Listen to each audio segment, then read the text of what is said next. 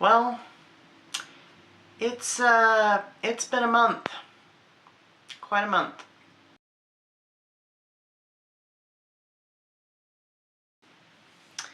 Hi, I'm E.G. Lewis and welcome back to my channel. And yeah, before we get started, let me just say it has, like I just said, it has been a month already. It's, yeah. I know it's not been great for several of us, and you know who you are, and I'm not going to say any names and stuff, but we've had a time, so I'm hoping that September and October will be much better months, because, yeah, some of us have been put through the ringer with different things that are going on, and I've also had my share, so without any more further ado, let's just get straight into this video. And yeah, so I haven't been in front of the camera for about 2 weeks or so, because the last 5 videos were all filmed around the same time. So they were filmed about 2.5 weeks ago. So this is my first time being back in front of the lights and everything. So yeah. But today's video is another Quentin Collins 55th anniversary video, so that means more Dark Shadows, so that's something. So today I'm reviewing the Dark Shadows audio, the first Quentin Collins solo adventure called Dark Shadows: The Skinwalkers.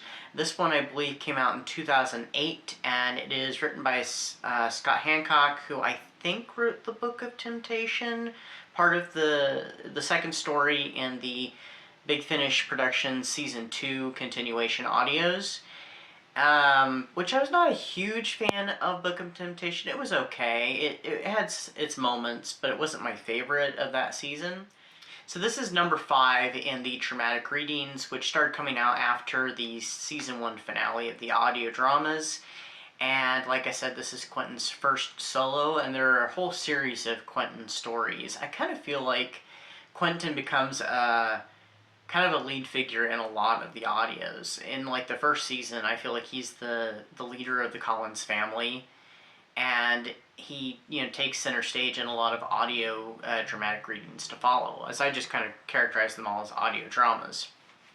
So this one has a frame story where Quentin Collins is recounting some events that happened to him shortly after he left Collinwood in the 1700s, in the 1800s, as Angelique comes to him as a voice in his head, a manifestation of his mind, so she's not really there.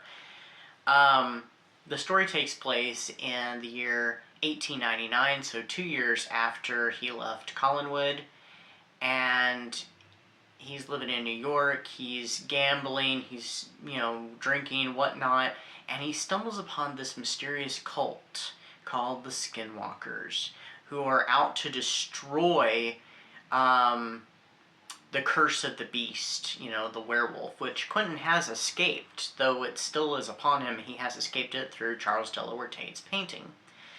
In the midst of all this, he finds himself protecting a small family from the cult itself, which seems to run the city.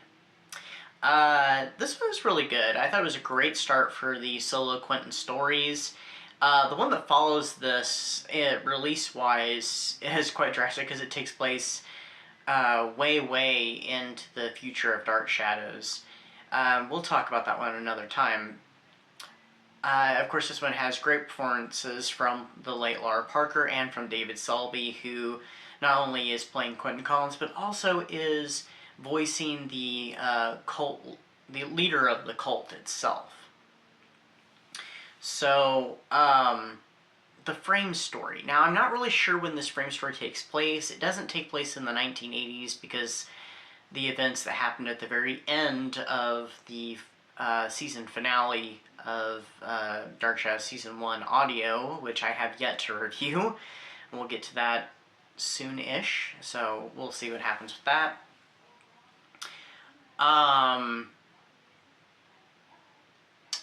I have an idea when it takes place.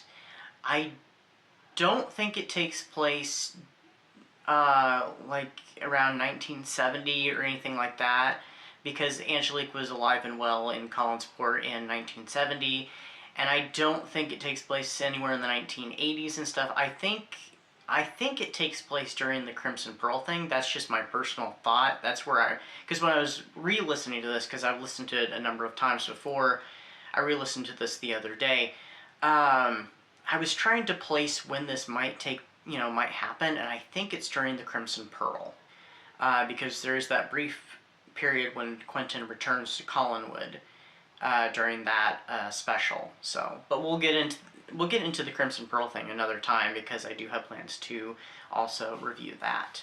So what did I rate this one? I rated it 4 stars. I almost gave it 4.5, but I know there's a few in the series that I actually like a little better than this one, but this one still gets high marks by getting 4 stars, and we'll get to more of these audios in the future. I'm just not sure when. I'm just kind of taking my time with them, though I could probably do a whole month full of these actually a few months of all these audios. I have not listened to all the Big Finish ones, and I don't have all of them, unfortunately. I did recently get some on Audible before I closed out my subscription. I used some of my remaining credits. I think I got 2 of the Tony Peterson and Cassandra Collins ones, which I've never listened to any of those before, and I did get a Quentin Collins one. So there's that. I need to finish out the first season on the audios. Review-wise, of course, I've listened to all the ones I have, except for the ones I recently obtained on Audible. But, yeah, that's my review. I don't have any videos pre-filmed for next month, except for a small segment that's going to appear in next Saturday's video. There's some events coming up that I'm going to be participating in. I'm going to be a pumpkin head in Halloween-a-thon, and which starts later in September and goes through October. But there is another event taking place during the whole month of September I'll be taking part in, and there'll be more on that soon. Until next time, stay safe, stay spooky, and I'll see you then. Bye-bye.